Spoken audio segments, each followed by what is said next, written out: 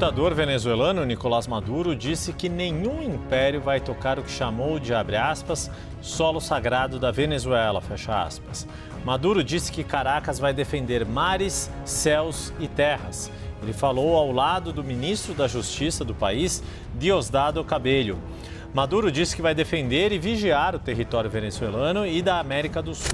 As the war rages on between the two countries, Russia has blamed Ukrainian drone attacks for a fire at a nuclear power plant in its western Kursk region. Moscow says several Russian power and energy facilities had been targeted overnight.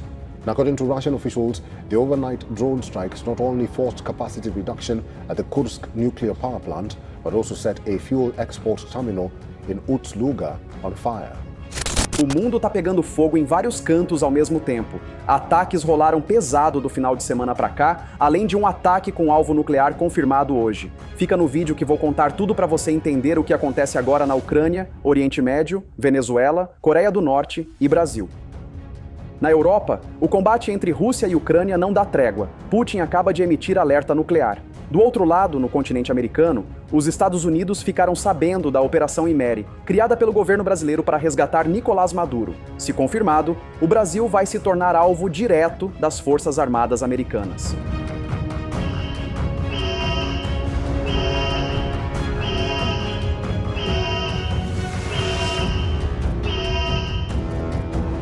No Oriente Médio e na Ásia, a coisa também tá feia. Alvos iranianos foram bombardeados por causa da descoberta de um programa de mísseis iranianos que está em andamento para um ataque devastador que deve acontecer em breve em território israelense. Enquanto isso, a Coreia do Norte está respondendo a um ataque da Coreia do Sul, segundo o governo de Pyongyang. Nada disso acontece isolado. Todos os países em combate hoje em dia estão amarrados pelas mesmas alianças, levando ao risco do início de uma guerra unificada. Sem contar que a queda do regime venezuelano pode levar o Brasil para o buraco por conta de algumas decisões do governo brasileiro que vou mostrar hoje, quebrando um dos braços do BRICS, que é um dos alvos de Donald Trump. Venga por mim! Aqui lo espero em Miraflores! Não se tarde em chegar, cobarde! Venga por mim, cobarde!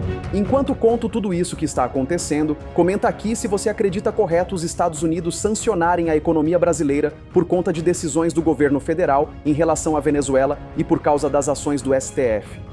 E me fala se você realmente acredita que o atual governo age nos bastidores para salvar Maduro e sua família. Pode comentar sem medo, o espaço é democrático e não foi 100% censurado até o momento.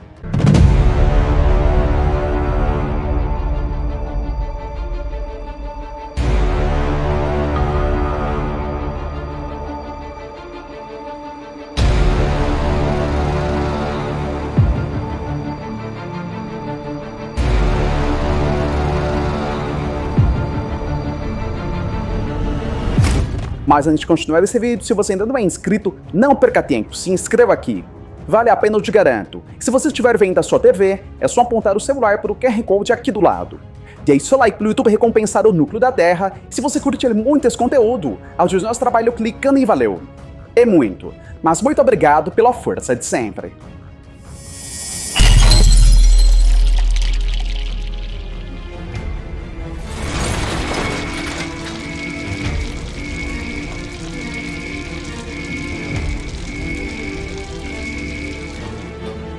Vou começar pela Europa. Putin tá enrolando Trump mais uma vez e, percebendo isso, a Ucrânia resolveu botar pressão e bombardeou a infraestrutura russa, tendo como alvo uma usina nuclear, o que foi confirmado pela Rússia. Inclusive, Moscou acusa ataques contra civis em Dnipropetrovsk e Kherson. O saldo? Gente vitimada e clima cada vez mais pesado sem sinal de alívio. Os russos responderam do jeito deles. Pancada. Mais de 400 ataques em Zaporíjia num único dia. Escola destruída, prédio administrativo virado em entulho. Quem paga a conta são os civis que seguem no meio do fogo cruzado. O Ministério da Defesa da Rússia saiu dizendo que dominou 2 localidades em Donetsk. Só que Kiev rebateu, afirmando ter retomado áreas perto de Dnipropetrovsk. O fronte de 1000 quilômetros está virando um jogo de desgaste sem fim, mas a Ucrânia tem um arsenal mais limitado, e esse tipo de estratégia fortalece mais Putin do que Zelensky. E dentro da Rússia? ataques ucranianos incendiaram parte da usina nuclear de Kursk, danificando um transformador e reduzindo a potência de energia atômica. O problema?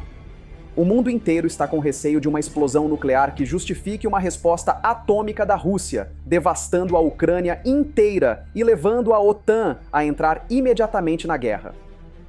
Nesse caso, o início da Terceira Guerra seria forçado por conta de um acidente nuclear. E essa não é a primeira vez que uma usina atômica foi atingida. Muita gente aqui não tem a real noção do quão perto de uma guerra mundial todos nós estamos. E hoje foi mais um sinal que o fim do conflito entre russos e ucranianos é mais que urgente.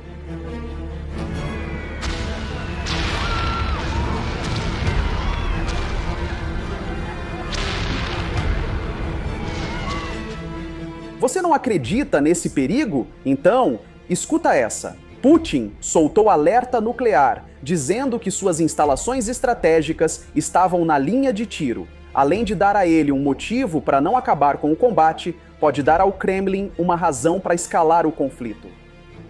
Mesmo assim, Kiev resolveu marcar posição.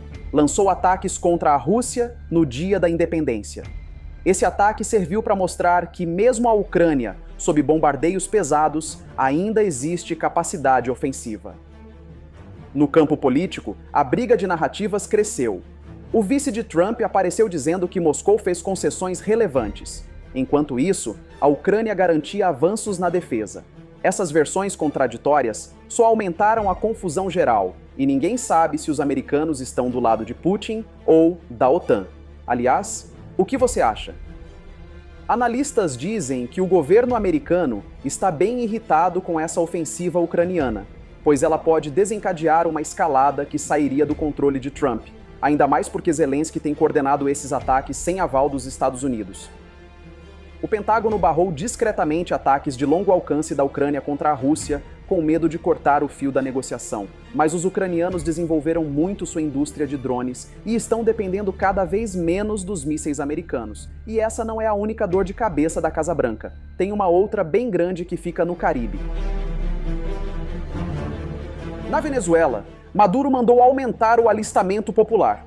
Convocou aposentados, donas de casa e quem aparecesse para engrossar a milícia. Foi a resposta direta ao envio de destroyers americanos para o Caribe. Ao mesmo tempo, analistas dizem que ele planeja uma fuga. As filas em Caracas e outras cidades mostraram gente pegando uniforme improvisado. O governo fala que é defesa contra a ameaça dos Estados Unidos, mas todo mundo questiona. De que adianta botar civis sem treino em confronto desse nível? E eu respondo, para tirar a atenção do governo para o ditador escapar. Nesse momento, ele só quer garantir a própria vida. Na semana passada, Trump carimbou a autorização para mandar navios anfíbios para o Caribe. Mas um furacão salvou o governo chavista por pelo menos uma semana, já que os navios precisaram se afastar do centro da tempestade. Só que agora, eles estão voltando. No meio desse atraso para a captura do ditador, vazou informações a respeito de uma operação secreta chamada IMERI. Planejada pelo governo brasileiro junto ao venezuelano, a missão seria a retirada clandestina de Maduro para ele comandar a resistência de longe em terras brasileiras. Fontes apontam que tratativas iniciais ocorreram em 21 e 22 de agosto de 2025, entre o chanceler brasileiro Mauro Vieira e o venezuelano Ivan Gil, sobre a possibilidade de extrair Maduro para o Brasil via mar ou via ar com apoio das Forças Armadas brasileiras. Só que os próximos detalhes dessa história mostrariam que a coisa era ainda mais sinistra. Com o uso do porta-helicópteros Atlântico, fragatas da classe Niterói e o navio Doca Bahia, apoiados por unidades de operações especiais dos fuzileiros navais e mergulhadores de combate. A operação seria mascarada como movimento militar combinado, dispensando a autorização do Congresso. Dessa forma, Maduro seria salvo via mar. Mas existe um segundo plano. Utilizando um KC-390 Millennium da FAB, com destacamento de forças especiais do Exército, Marinha e FAB. O plano previa um pouso rápido em pista selecionada, recolhimento de Maduro e retorno imediato, apresentado ao mundo como cooperação humanitária. Fontes indicam forte resistência interna. setores da Marinha teriam rejeitado participar da operação, expondo divisões nas Forças Armadas brasileiras. Além disso, os Estados Unidos, monitorando a situação de perto, teriam sinalizado que, caso o plano avançasse, as Forças Armadas brasileiras seriam o novo alvo. Dessa forma, a Operação Imeri virou uma incógnita. Mas caso Maduro apareça em território brasileiro nas próximas semanas, teremos a confirmação que a operação, além de verdadeira, foi bem sucedida. Ao mesmo tempo, será esperada uma resposta do governo americano. Vale lembrar que essa seria uma manobra clandestina, disfarçada de movimento militar ou ação humanitária. Por isso, enfrenta oposição interna nas Forças Armadas brasileiras e externa pelos Estados Unidos. Enquanto isso, o PT evitou declarar apoio direto a Maduro, mas a esquerda mais radical fez questão de demonstrar solidariedade. Resultado: a política externa brasileira é alvo direto da ação americana. E com a América do Sul sendo alvo de manchetes do mundo todo, analistas dizem que praticamente todos os continentes estão preparados para o início de um combate unificado, com as alianças se ajudando.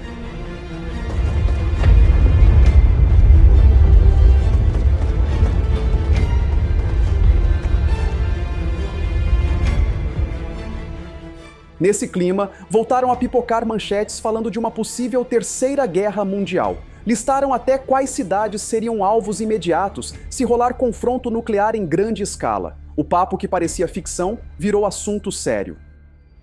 Especialistas colocaram o Brasil como um dos lugares mais seguros se esse desastre acontecer. O argumento? Tá longe dos polos nucleares e não faz parte de pacto militar agressivo, apenas defende algumas pequenas ditaduras. Só que segurança nesse cenário é sempre relativa. As pessoas também começaram a bater pesado na ONU. O Conselho de Segurança foi acusado de ficar de braços cruzados diante de tantas crises. Muita gente disse que a demora em agir só empurra o mundo ainda mais rápido para o abismo e que as Nações Unidas não servem basicamente mais para nada. No meio disso, estudos apontaram disputas e brigas territoriais na Amazônia. Foram identificadas áreas de tensão em fronteiras, envolvendo comunidades, forças de segurança e interesses estrangeiros. Tudo isso aumentando o risco de choque armado local. Esses relatórios mostraram que a região está vulnerável, só que junto com isso veio a revelação de movimentações militares inéditas de tropas sul-americanas em pontos sensíveis. O sinal é claro: é esperada a invasão por potências no caso de uma guerra global declarada.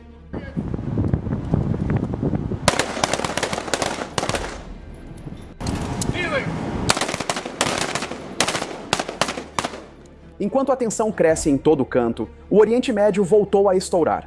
Bombardeios israelenses atingiram posições no Iêmen e deixaram gente executada, incluindo militantes do grupo extremista de Gaza e civis que estavam por perto. Na capital Sanaa, prédios inteiros foram ao chão com ataques aéreos. Autoridades locais falaram em pelo menos 6 pessoas vitimadas, enquanto moradores registraram cenas de caos, fumaça densa e desespero generalizado. Na faixa de Gaza, hospitais foram atingidos de novo.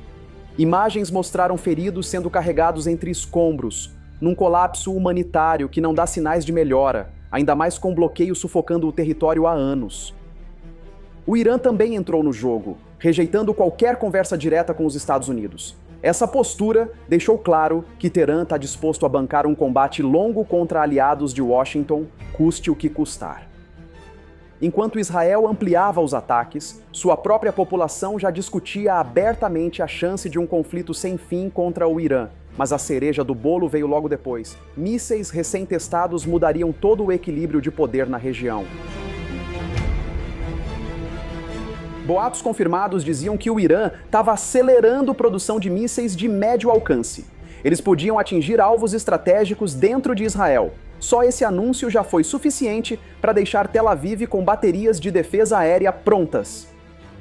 Israel respondeu na hora, intensificando bombardeios contra a capital iemenita e alvos ligados ao apoio iraniano. A operação contou com caças F-35 e drones avançados, tentando cortar a logística que alimenta a resistência inimiga. Essa escalada deixou diplomatas internacionais em pânico. Todo mundo via o risco de abrir uma nova frente de combate prolongado. Com civis e militares sendo exterminados, a sensação é de que a região não vai ter paz tão cedo. Enquanto isso, aliados árabes se reuniam às pressas para decidir se entravam de vez no jogo. As divisões internas travaram acordos, mas movimentações militares em fronteiras mostraram que eles estavam prontos para agir a qualquer momento.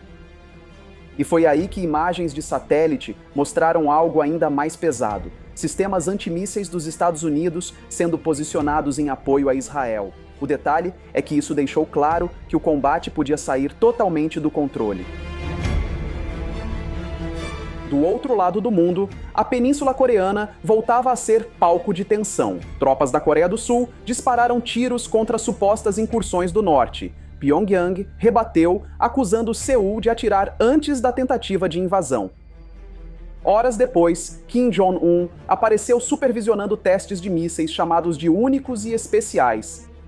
As imagens mostravam projéteis diferentes, levantando suspeita de que podiam carregar ogivas nucleares em estágio experimental. E o pior, esses mísseis podem ser um pedido de Vladimir Putin para uma nova etapa do conflito. Além disso, especialistas militares notaram que esses testes vieram junto com discursos de Kim, cobrando expansão nuclear imediata. A mensagem era simples: a Coreia do Norte não vai parar até ser vista como potência atômica de respeito. Para reforçar o recado, a Marinha norte-coreana apresentou o destroyer Choehyong, de 5.000 toneladas. Segundo relatórios, o navio está equipado com mísseis guiados e pode carregar ogivas nucleares, algo inédito para o país. E as movimentações militares não paravam. Além da nova encomenda de Putin, surgiram acusações de que a Coreia do Norte aumentou o envio de munições para a Rússia usar no combate da Ucrânia, mesmo com as conversas de paz iniciadas. Mas essa conexão escondia um risco muito maior, que só agora começava a aparecer. Documentos de inteligência indicavam que Pyongyang já estaria enviando mísseis com capacidade nuclear adaptados para Moscou usar com suas ogivas atômicas. Negado oficialmente, mas reforçado por indícios. Isso alimentou a tese de que o conflito na Ucrânia tem um destino bem diferente da paz anunciada. Seul correu para alertar o mundo, pedindo ação imediata da ONU para evitar uma escalada. Mas o Conselho de Segurança, mais uma vez, ficou travado, mostrando a mesma paralisia que já virou rotina nas maiores crises globais. Os Estados Unidos responderam mandando aviões de reconhecimento e reforçando bases no Pacífico. A ideia era segurar Pyongyang, mas o movimento também aumentou o risco de acidente ou confronto não planejado. O Japão não quis arriscar, elevou o nível de alerta e reforçou as defesas com sistemas antimísseis Patriot em locais estratégicos. O medo é claro: os japoneses podem estar entre os primeiros alvos assim que uma guerra mundial for declarada. Enquanto isso, Kim Jong-un aproveitava uma exposição internacional para inflar sua imagem. Só que a revelação sobre o alcance real dos novos mísseis mostraria que a ameaça era muito maior do que o Ocidente imaginava. Relatórios mostraram que os novos mísseis norte-coreanos podiam alcançar até 5.000 quilômetros, cobrindo boa parte da Ásia e até bases dos Estados Unidos no Pacífico. Esse detalhe mudou completamente o jogo estratégico e deixou aliados em alerta máximo. A TV estatal exibiu Kim Jong-un vistoriando os lançadores, sorridente e confiante. O regime dizia que tudo era defesa legítima, mas no Ocidente, ninguém comprou essa versão. Analistas viam claramente preparação para confronto direto. A Coreia do Sul acusou o Norte de preparar uma provocação ainda maior. Autoridades disseram que, se um desses testes passasse por território aliado, a resposta seria imediata e poderia incluir ataques aéreos coordenados contra Pyongyang. No campo diplomático, não havia otimismo. A postura de Kim em insistir na ampliação do arsenal nuclear deixava claro que Pyongyang só vai parar quando for reconhecido como potência atômica de primeira linha, custe o que custar. E como se não bastasse, surgiram sinais de que Moscou poderia fortalecer ainda mais a cooperação com a Coreia do Norte. Essa mistura de interesses entre dois regimes isolados acendeu um alerta. O risco global estava prestes a explodir de vez. Dessa forma, a sequência de crises, Ucrânia, Oriente Médio, Venezuela e Coreia do Norte, mostrou que o mundo está atolado em vários combates ao mesmo tempo. Cada frente aberta só aumenta a instabilidade e o medo de algo fora de controle. A Rússia, que tem o combate de desgaste a seu favor, ainda aposta no poder nuclear como carta na manga. Já a Ucrânia, com alguns avanços, depende do equilíbrio entre apoio ocidental e limites impostos por Washington, para não perder espaço nem estourar a escalada. Na América Latina, Maduro dobra a aposta no discurso contra os Estados Unidos enquanto vê destroyers rondando sua costa. Esse clima interno instável abre espaço para a possibilidade real de um novo fronte paralelo às outras crises. Israel segue no embate contra o Irã, que acelera seus mísseis, e a Coreia do Norte continua testando armas de longo alcance. Cada passo desses países aumenta o risco de erro de cálculo e de um choque que ninguém conseguiria controlar. Venga por mí, aquí lo espero en Miraflores, no se tarde en llegar, cobarde, venga por mí, cobarde. Com tudo o que você viu na matéria, comenta aqui se você acredita correto os Estados Unidos sancionarem a economia brasileira por conta de decisões do governo federal em relação à Venezuela e por causa das ações do STF. E me fala se você realmente acredita que o atual governo age nos bastidores para salvar Maduro e sua família. Pode comentar sem medo, o espaço é democrático e não foi 100% censurado até o momento.